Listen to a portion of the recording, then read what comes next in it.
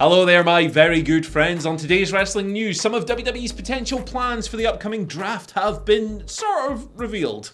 Hogan signs with AEW. Alright, not that one. Tonight's episode of AEW Dynamite is going to be dedicated to Brodie Lee. And yet another insane WWE pitch for Adam Cole has been revealed. I'm Adam Wilborn. And I'm Andy Murray. And this is the news. Alright, we're going to kick things off by going over some initial reports on this week's WWE draft. Starts on SmackDown this Friday, concludes on Monday. And a couple of reports have come out over the past couple of days talking about NXT involvement in the draft. Now, NXT wasn't heavily involved. I think Arturo Huas was the only person who moved last year. And then he kind of went back to NXT after even wrestling on Raw. So it was weird. But the first of these to emerge was from Dave Meltzer, Wrestling Observer Radio yesterday, talking about how WWE haven't set many plans in stone as of yet. They've decided where their key guys, in his words, are going to land. And Fox and USA Network have been informed of some bits and pieces as well. However, one of Dave Meltzer's sources has told him that many NXT names could be involved, could be moving up to Raw or SmackDown. Now, this has been followed up on by Andrew Zarian of the Mat Men Pro Wrestling podcast, who a couple of hours later chimed in on Twitter saying, hearing that NXT will be involved in the draft, expect a few call-ups. So that kind of corroborates that, but we should stress that all of these reports, Meltzer's and the one I'm about to talk about here, emphasize that nothing is set in stone yet. Things can change. It's WWE, right? Stuff happens in WWE. John Alba has since, of adfreeshows.com, has since followed up with a more specific report on an NXT name, or 4 NXT names really, that may have been discussed here. I'll just read John's tweet here. It's from yesterday.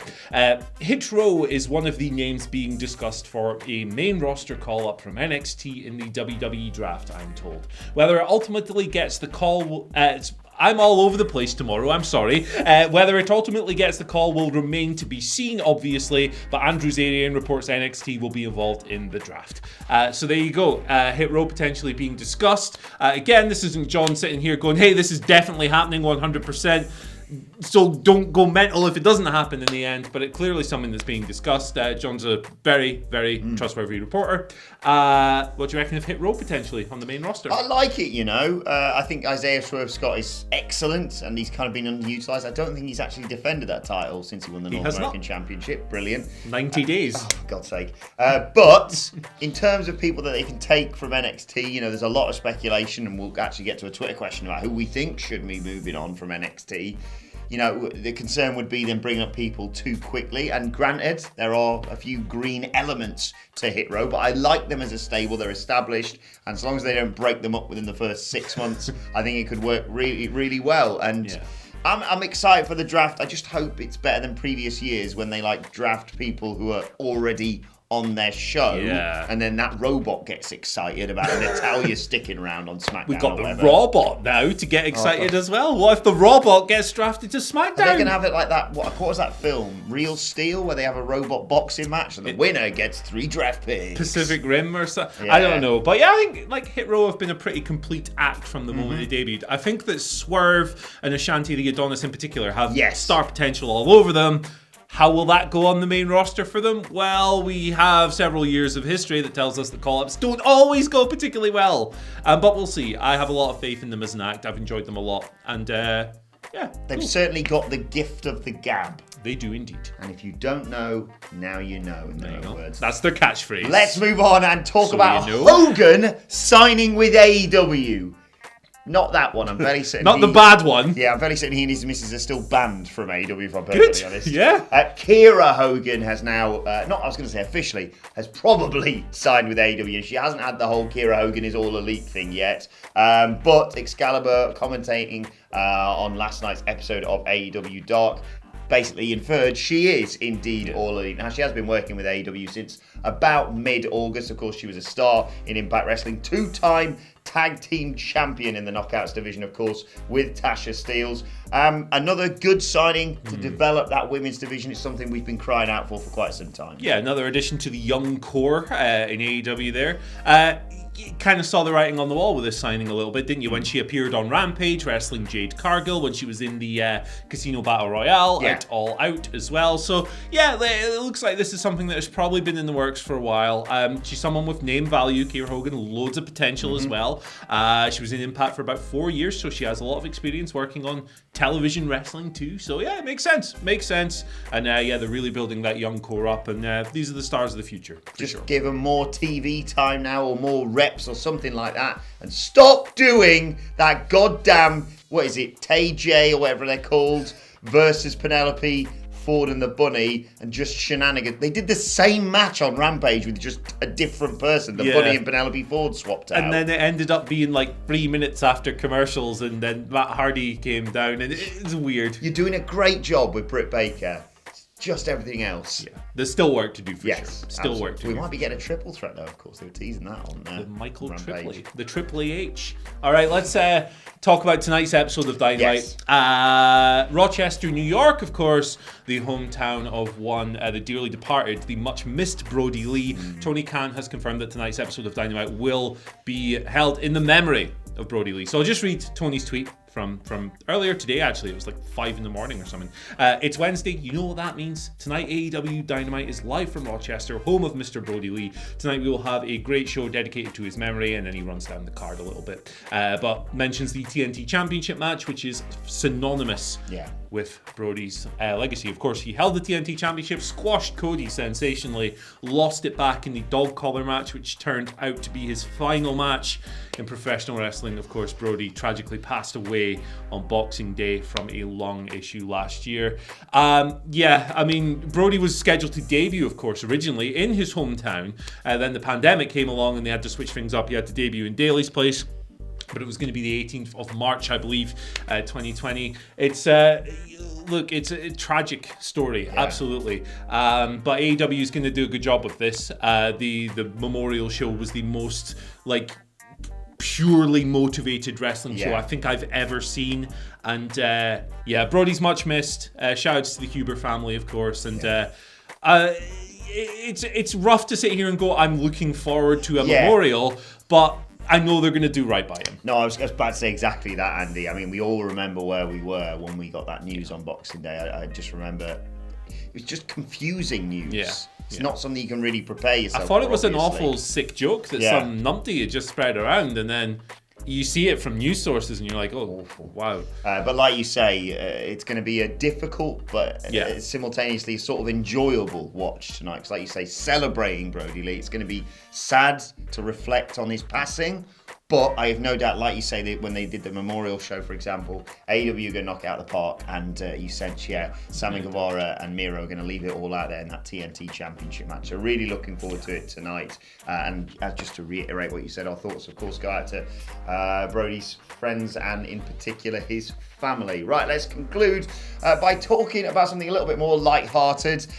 Adam Cole, he, of course, jumped from WWE to AEW, and the rumours were, and some of them have been corroborated, some less so, that WWE tried almost everything. There was that rumour about him being Keith Lee's manager. And now Fightful Select, no crap, just Sapp, Sean Ross Sapp of Fightful Select, have revealed another pitch from WWE, which is possibly even dumber than making him a manager. Whilst that would have limited his capabilities, at least he still would have had his gorgeous locks on camera. Because Fightful Select are reporting that WWE pitched to Adam Cole, how about we cut that hair?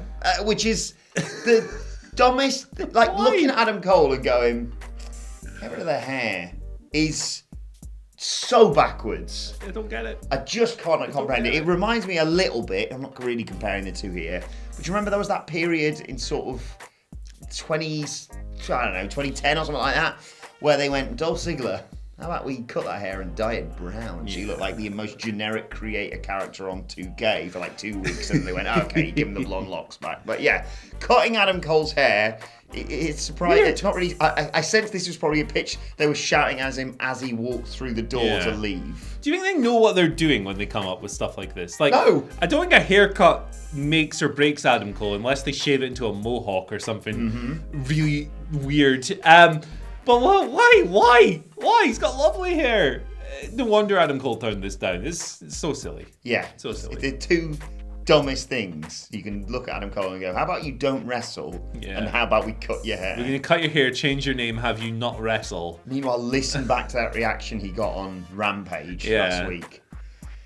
Yet again, WWE dropping the ball. Anyway, let's move on. Let's move on to your Twitter questions. At WhatCulture WWE, of course, you want to get in touch with us. First question today comes from Richard DeGrucci.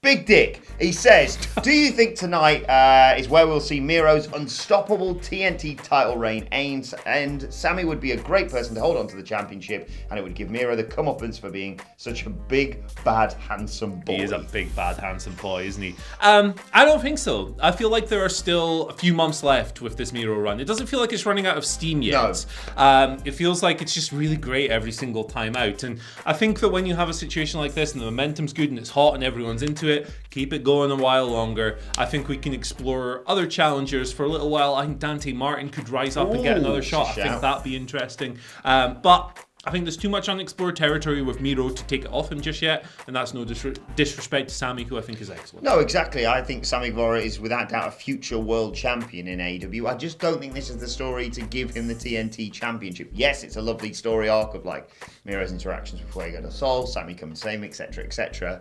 But wouldn't it be funny if Miro was like, sorry kids, dreams don't come true.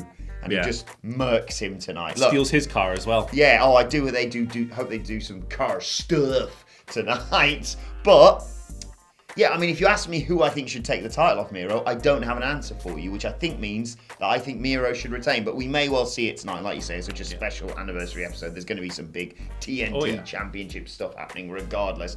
Second question today comes from Mark Solid, who said, morning legends, thoughts on Paul Heyman turning on Roman and Brock and siding with Drew when he inevitably gets drafted to SmackDown. I think he'd get his ass kicked by about 5 different dudes if that happens. Silly Paul. I don't know. I don't think Drew needs Paul Heyman. Like, not that, Paul Heyman's role has changed somewhat. For Brock, he was like the main mouthpiece and everything else. Roman can do a lot of his own talking and everything else.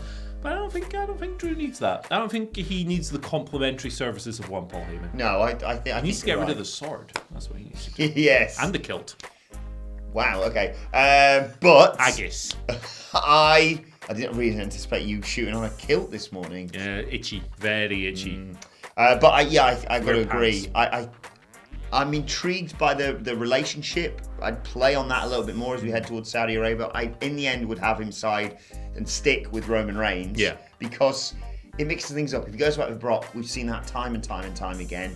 I like Brock, not necessarily being his own mouthpiece, just being the strong, silent type who just wrecks dudes. And like you say, Drew McIntyre, with that wonderful accent of his, calling out people, and especially if he turns heel, if he moves to SmackDown or whatever happens next for him. He doesn't need it. Yeah, no, I think you're right. Final question today comes from Eddie Zamhari, who related to our first story actually. Says, with NXT involved in this year's draft, which wrestler will be called up to the main roster? Eddie's pick, Dakota Kai. Yeah, she's sort of missing at the moment, isn't she? You know what? My overall feeling watching NXT 2.0 for the past few weeks has been that none of the wrestlers who were here before fit in. So, the people who've been on the brand for over a year, really quite long in some of their cases, they feel kind of out of place. Kyle O'Reilly, the grizzled young veterans. Watching them, it's and Pete Dunne, this is a bit too serious for this brand now, friends. Square pegs in round, colourful holes. Get them up there. I'm not sure all of them will do well. In fact, I'm sure some of them won't. Or they'll fit. Yeah, but they don't fit NXT anymore. I'm not talking about Ciampa, who's the champion, obviously, and I'm not talking about, and he doesn't want the main roster call up by all accounts. I'm not talking. Gargano can fit in quite well because he's wacky. But some of these serious, get them up. Go on, Pete Dunne, Kyle O'Reilly, not cool Kyle, grizzled young vets. They're all great. Don't get me wrong.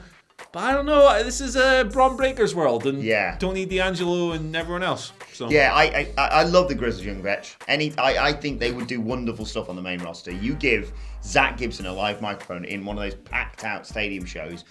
I've seen it in person when we went to, I think, Birmingham with WCPW. He knows how to rile up a crowd, and I think they'd be a hell of a benefit to that tag team division. Look at the match they put on with MSK, for example, although I'd be happy then to run that back in NXT 2.0. But like you say, you were talking about in the office this morning before we came in about the fact that, just take all the guys who aren't your Von Wagners and stuff. Like, only Lorcan got jobbed out, basically, this week, didn't he?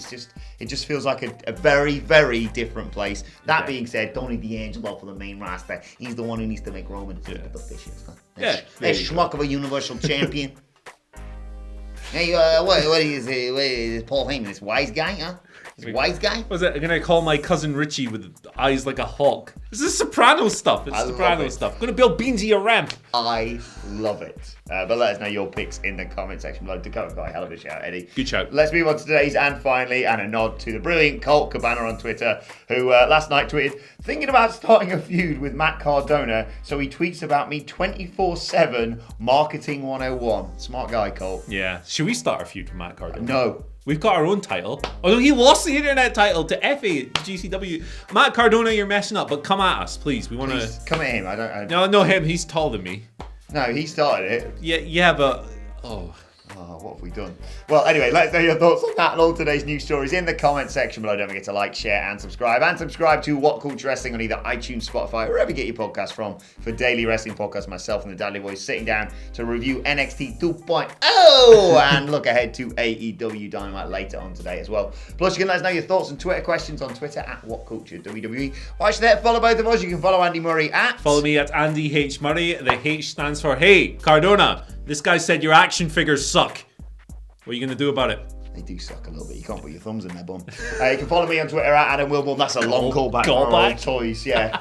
Follow me at Adam Wilborn. Follow us all at What Culture WWE. But for now, my thanks to Andy Murray. Thank you for joining us, and we will see you soon, you schmucks.